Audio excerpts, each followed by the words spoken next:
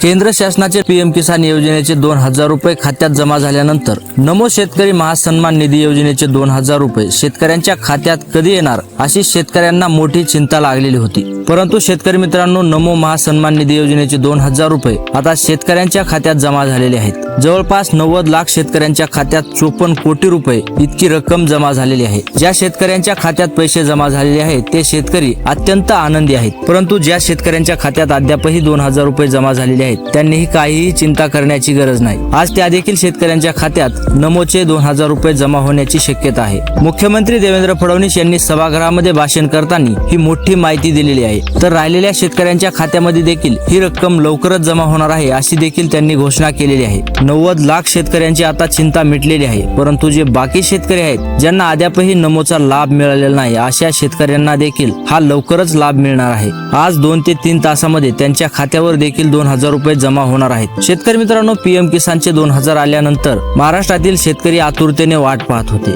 त्यांची वाट पाहणं साहजिक होतं। त्यानंतर महाराष्ट्र शासनाने देखील त्यांची गोष्ट मनावर घेऊन आज तो मोठा निर्णय घेतलेला आहे। त्यामुळे शेतकऱ्यांच्या चेहऱ्यावर आता हसू दिसत आहे। तर शेतकरी मित्रांनो, तुमच्या खात्यावर 2000 आले की नाही हे आम्हाला कमेंट बॉक्स मध्ये नक्की कळवा। तर भेटूयात पुढच्या व्हिडिओ मध्ये।